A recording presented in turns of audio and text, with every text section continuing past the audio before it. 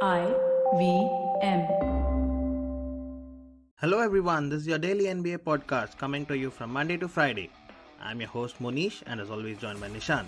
This is Triangle Offense.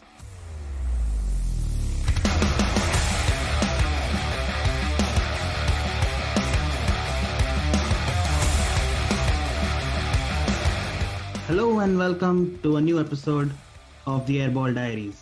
I'm Monish and joining me as he does always is Nishant.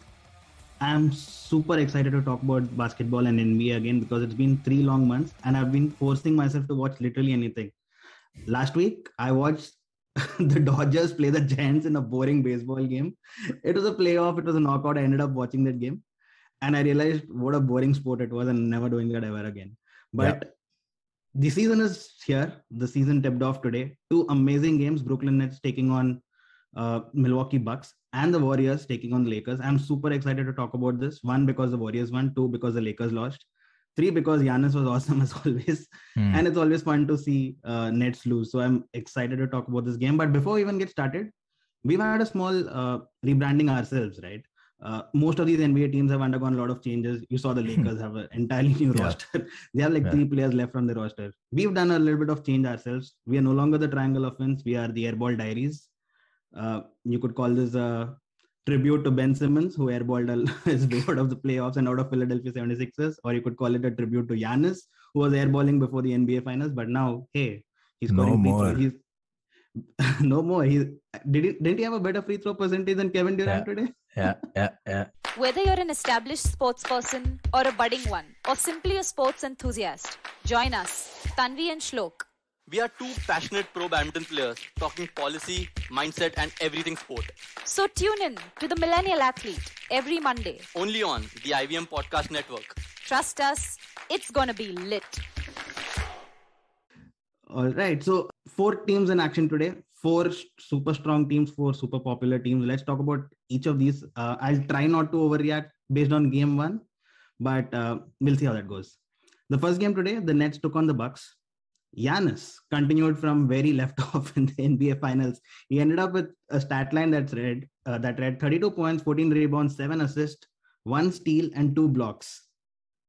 Wow, if this was like game 7 of the NBA Finals, I would have believed it because he didn't look like he had an off season. He didn't look like he went anywhere. He's just continuing the form. And the Bucks, if you look at all the power rankings by ESPN and Athletic and all of that, the Bucks are ranked either second or they're ranked third because the Nets are first, Lakers are second in some of the rankings, the Bucks are second.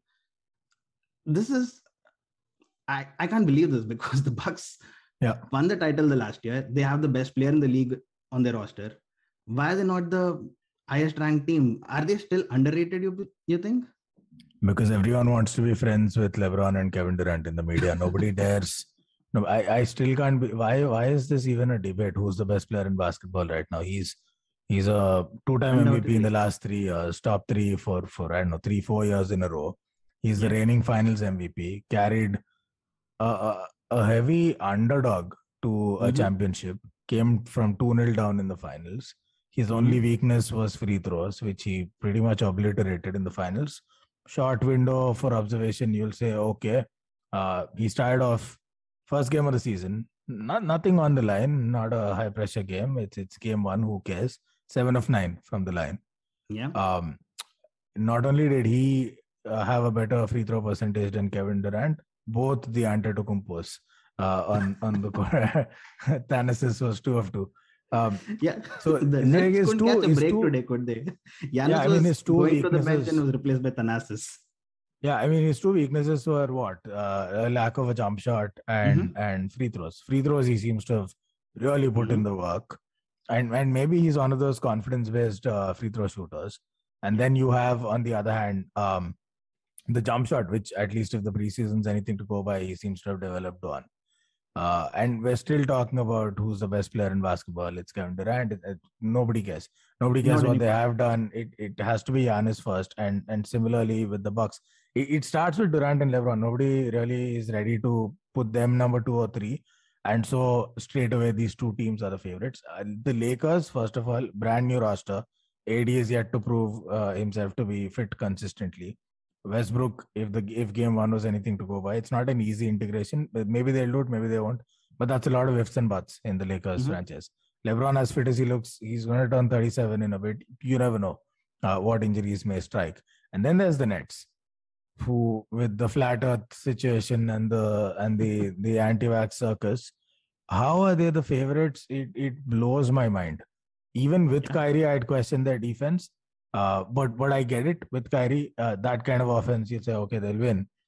But without Kyrie, why are we so amped up about the Nets? I just don't get it. If this Nets, as presently constructed, run into the Bucks in the playoffs, they'll get obliterated. They'll win a game or two because they have two incredible MVP caliber players, but that's about it. So for me, right now, until proven otherwise, the Bucks start as favorites. We'll see how the other teams shape up, but it has to be the Milwaukee Bucks as the runaway favorites as of now. I 100% agree with this, not just because of everything that you just said, also because the roster is similar for Milwaukee Bucks, right? They're running it again. I mean, they lost PJ Tucker and added Grayson Allen. That's pretty much the only big change in their team, because they have their core. They have Jrue Holiday, Middleton, and Giannis, the big three. They have Brook Lopez, who's amazing on defense. And they even have DiVincenzo, who did not play the entire playoffs, if you remember. He's a solid guy to come into this roster. And the Bucks, I don't know why they're not the favorites. I mean, the way they played today, they didn't never look like losing, because Giannis said, if I'm missing a shot, I'm going to get the rebound. I'm going to score it again. I mean, who's there to stop me? That finals seems to have put him on a different level now. I mean, he has the confidence to take on players, take on shots. You saw the confidence of just taking three. I know they don't go in, but he's just taking them because he can, right? And I'm surprised that the Bucks are not the top team, because if I had to put together a power rankings, they'd be the first team. Absolutely. Let's move on to the Nets, who are the top team for many of these media websites like ESPN and all, right? The Nets now, I mean, they're a good team. Of course, you have Kevin Durant and James Harden in your team. You will be one of the favorites, of course. Kyrie, without him, okay, let's keep that aside. But have they solved any of the problems from last year? Because if you remember last year, they were a horribly defensively, they were a horrible team. Yeah. Have they improved anything at all? Because their center is Nick Claxton, who seemed to have been embarrassed by Giannis today. They have Bruce Brown, they have Blake Griffin. How are these guys going to stop the big guys like Giannis? Yeah, they can't. That's the point. If anything, they've lost some strength there because of DeAndre Jordan exiting the Nets. Giannis embarrassing Claxton. Okay, he's going to do that to most of the league. There are very few people that can go head to head against Giannis. But there's a bunch of bigs in the East that I don't think Claxton. I forget Embiid and Giannis. I don't think Claxton can stop Capella. Like Embiid and Giannis are another level altogether. I don't think he can even stop Clint Capella in the East. Right. No, I don't think they've done anything to improve their defensive frailties. It's still a team that overwhelmingly relies on the offense of Kevin Durant and James Harden, with Harris pitching in with threes. And if today was anything to go by, then okay, Patty Mills too. I think Patty Mills is a solid addition. Don't get me wrong, but he's kind of he's replacing Kyrie. I don't think that's a big bridge in skill and talent as good as Patty Mills is. Speaking of the Lakers' age, right? And that's what everyone seems to be focusing on. These guys aren't really a young bunch either, are they? They're not the top two in average age, but they've added LaMarcus Aldridge at the forward slot. Yep. Who the hell knows? Long gap. Yeah, Millsap looked done for me in Denver. Yeah. If he was any good, they wouldn't have let him go. He looked done for me. And if today was anything to go by, he's not really going to be a heavy feature in their rotation. So you're looking at essentially what's the starting lineup? It's James Harden, it's Joe Harris, it's Claxton, Blake Griffin or Millsap, I don't know, depending on the game, and KD, right? What big change do you expect here? Maybe some games Patty Mills comes in instead of Joe Harris, some such. Right. None of these guys can defend anything. James Harden can't defend to save his life. Once in a while, he'll put in effort in the playoffs, but he's not a high-skilled defender. You might get effort, but it's not really high skill. Blake Griffin can bump bodies a bit, but not really the same guy anymore. Durant's probably the best defender in that lineup when you look at it top to bottom. And he's not bad, but that's not a playoff-winning makeup. So then it just entirely boils down to their offense, which we've seen is not really the best strategy. I'll buy it if it's 3 MVP caliber players with Kyrie, but otherwise I just don't see it. I simply don't see how they're the favorites in the East. I think they're a distant second to the Bucks. Are they better off without Kyrie, you think? No, I don't think so. I like this. I mean, if you Yeah, I told mean, me, if he had to play, if they didn't let him, like if he could play the away games and miss the home games, are they better off just chopping him off the roster like they did? Yes, but that's not a basketball decision. That's an org level decision that we're not going to allow crap like this. You can't mess with team chemistry like this, and I fully respect that. Sometimes it's easy to get caught up in the moment and focus on this season and winning this season. But if you're the owner of the Brooklyn Nets, you're thinking 10, 20 years. You're thinking of building a brand and organization, and there are things much bigger than the current season. Wins and losses happen. So I fully respect that decision. If you told me you can dump Kyrie and get 2-3 high caliber players where you can actually build a defense, I'd say, yeah, sure, they're better off without Kyrie. But their strategy has been clear from day one. Is just load up on offensive talent and have an offense so robust and flammable that defense doesn't matter. That problem if Kyrie is not available. Despite all their weaknesses, I mean, yeah, we both agree that Milwaukee Bucks are probably the stronger team. But despite all their weaknesses, is there any other team from the East that could beat this Brooklyn Nets in a 7-game series? Like if you look at Miami, I mean, they added Lowry, of course. Celtics, are they still there? Hawks, can they take that leap? I don't think so. They're still the second best team in the East, aren't they? They probably are, but you know what? I'd give the Hawks a fighting chance in a playoff series if their squad is fit. That's a motivated bunch. Trae Young gets better every year. He was the bomb in the playoffs last year. I didn't think he'd make the leap. I thought he's forever going to be one of those stat padding, showboating point guards, gets you a bunch of points in the regular season and then just fades out. Boy, did he prove me wrong. He took over the playoffs for quite some time. Gave Milwaukee a lot of trouble too. True. So I think that team will take the Nets all the way. Probably even an outside chance that they sneak through. Trae Young's getting better.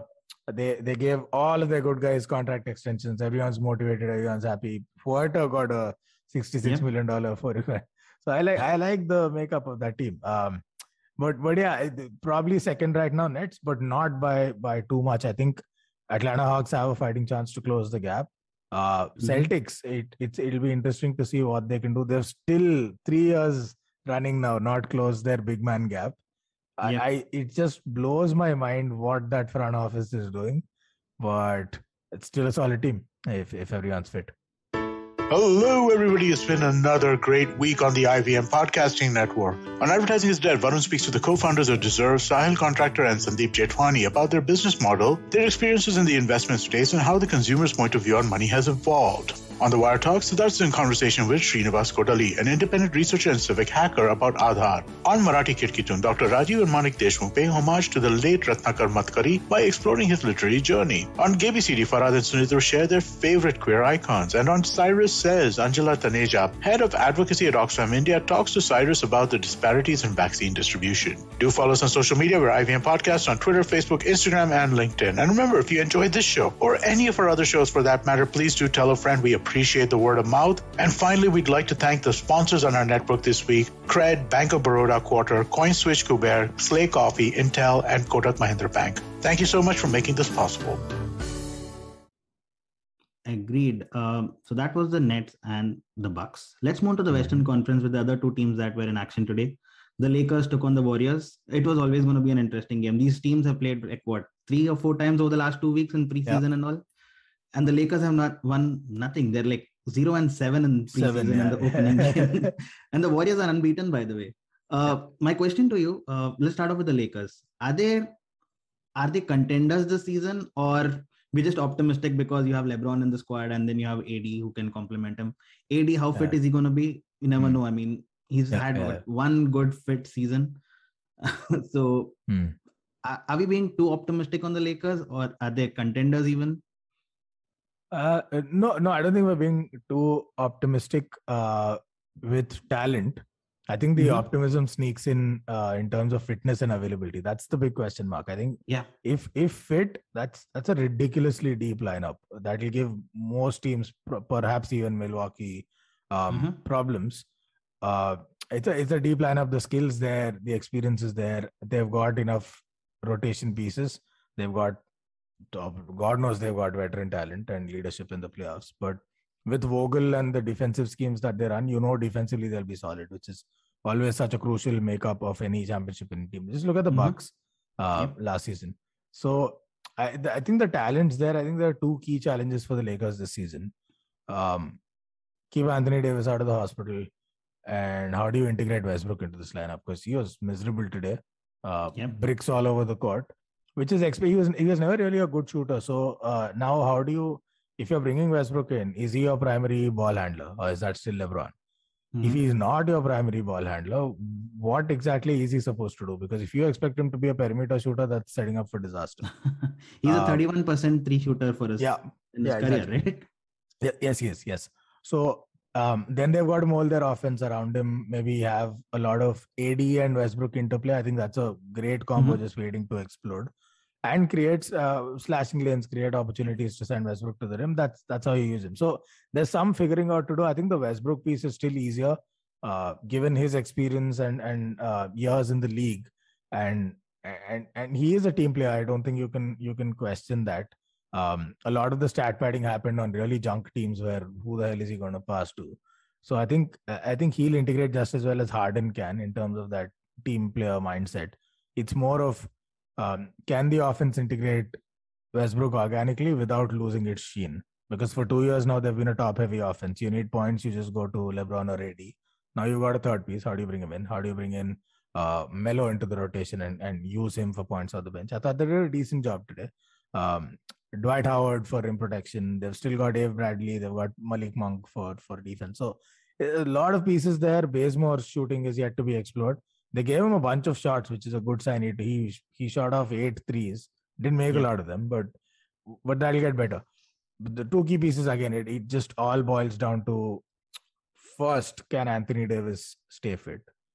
Because if that's a yes, with or without Westbrook, I'd put them very high up in the West. True, I agree. And then with Westbrook, it kind of helps them get over the hump in the West, so to speak. So those are the only two things I'm worried about. I think that defense will come together pretty soon. Vogel's proven himself time and time again in multiple franchises now that he's a defensive great. So can Westbrook fit in? Can AD stay healthy? And that's it. For then if those two are a yes, they're the prohibitive favorites in the West at the very least, if not overall. I'd still put Milwaukee a touch above these Lakers right now. Okay. I agree with everything that you said. I think the Anthony Davis piece is more crucial than the Westbrook piece. And you said that as well. Because he was amazing today. He was unstoppable, literally. He was getting 3-pointers. He was getting under the rim. He was doing everything possible. He and LeBron combined for 67 points and 22 rebounds.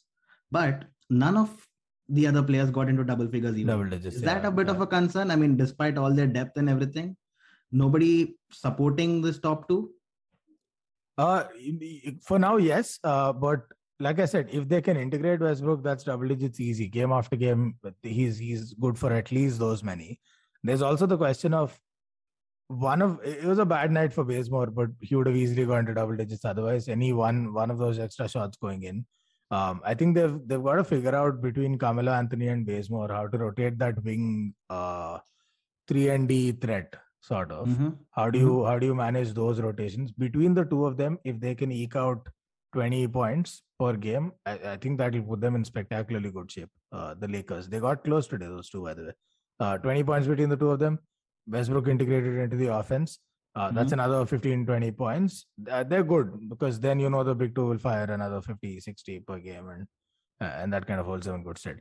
Overreaction from game one would be to say, can anyone else pick up the mantle on scoring? I think they've got enough pieces.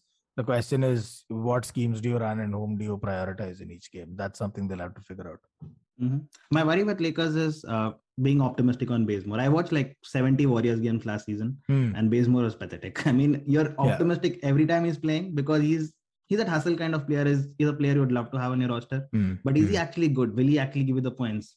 And not on many nights. Yeah, he's like Oubre Jr., a lot of effort. Yeah, exactly. Similar game style, everything. Yeah. I like Malik Monk better. I know he didn't score anything today, but I think I like him better. I watched a few Charlotte Hornets games last season as well, and he was on fire. When he gets going, he gets going. So solid defensive piece too. Yeah, exactly. So I like Malik Monk better. coming to the other team here, Warriors, the same question again. Are they really contenders? Are we being too optimistic because of the presence of Steph Curry? You never know what kind of Klay Thompson you're going to get back. Jordan Right. Poole, are we overreacting on his preseason success? Draymond Green, is he still good? Iguodala was added back to this team. Bjelica was added to this team.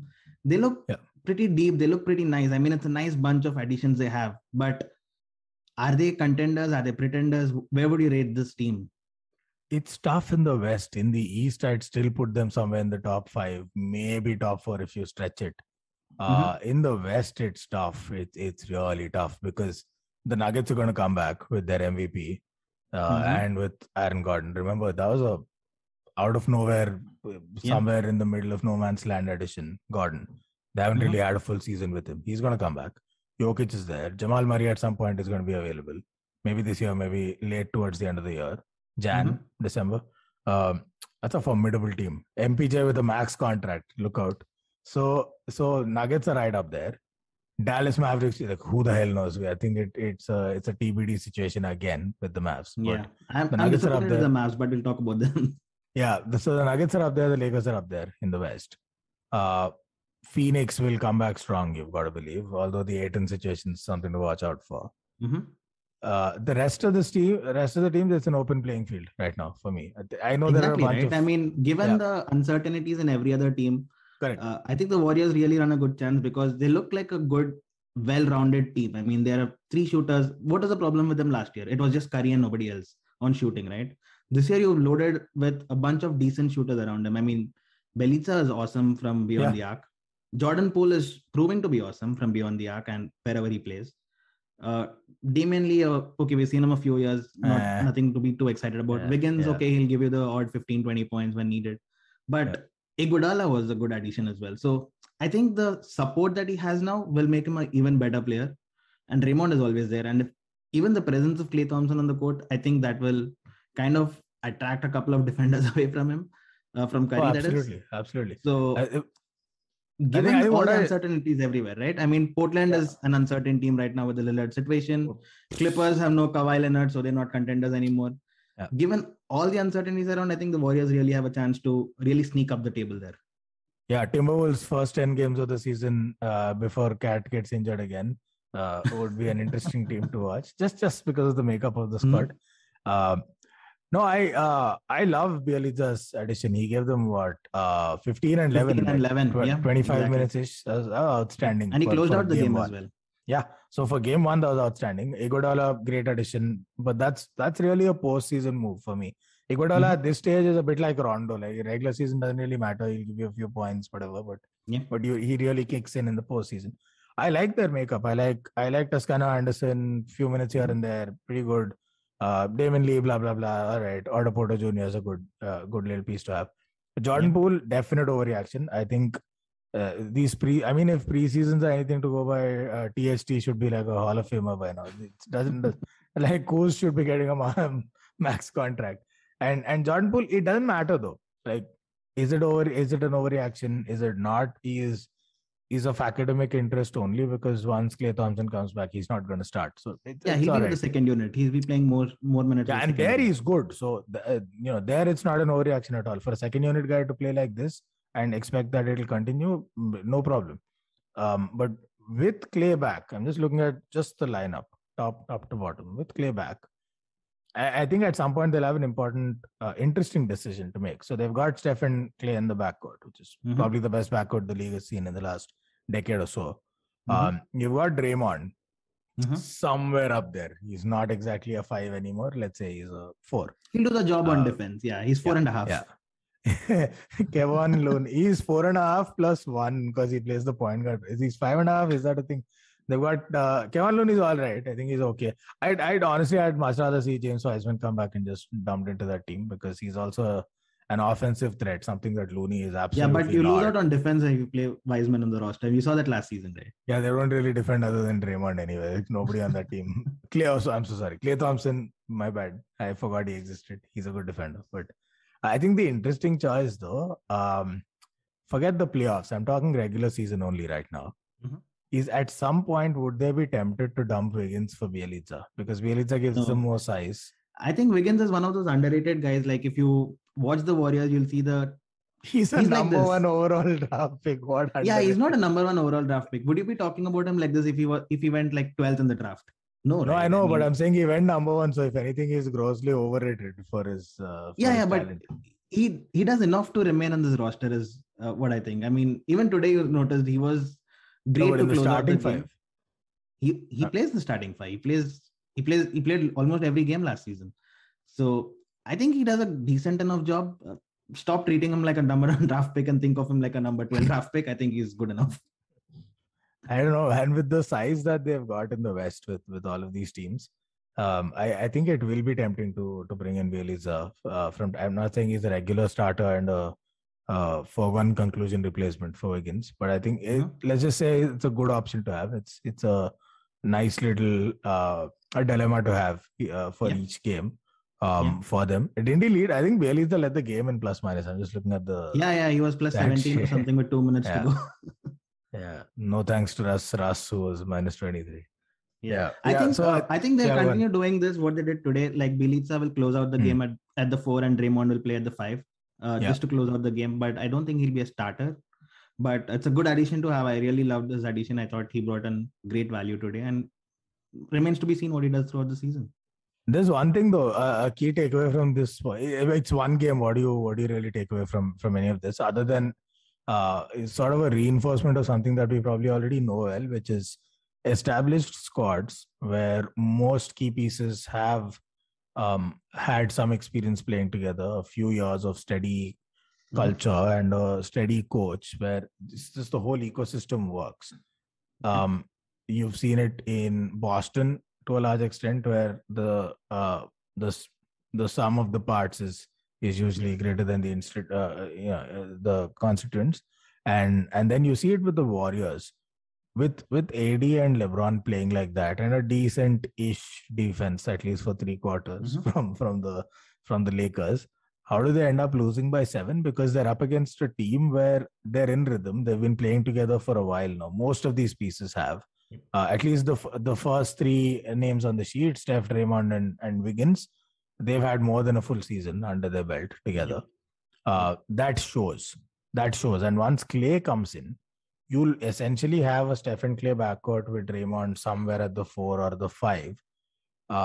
That with Steve Kerr is an offense that is ridiculously tough to contend.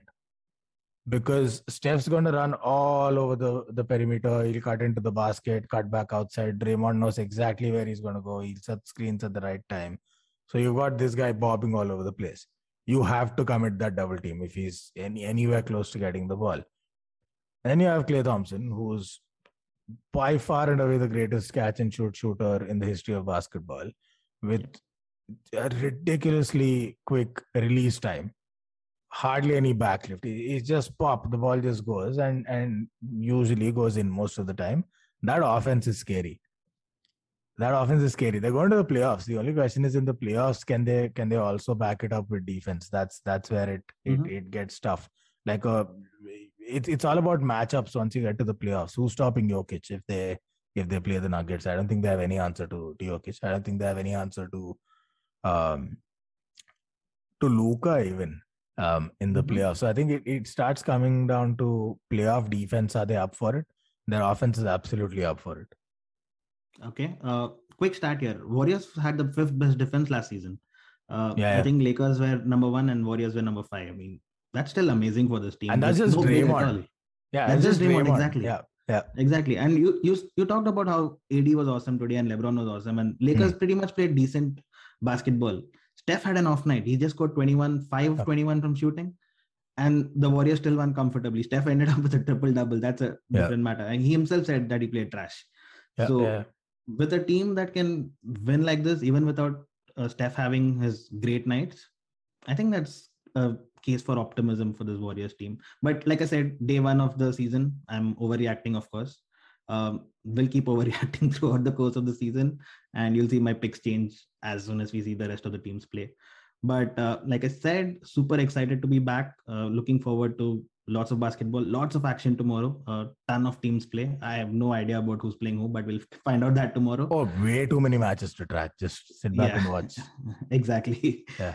I know that I spent 6 hours today watching basketball, so I'm sure I'm going to have another repeat tomorrow as well. Mm-hmm. But great catching up with you, and I'll see you tomorrow.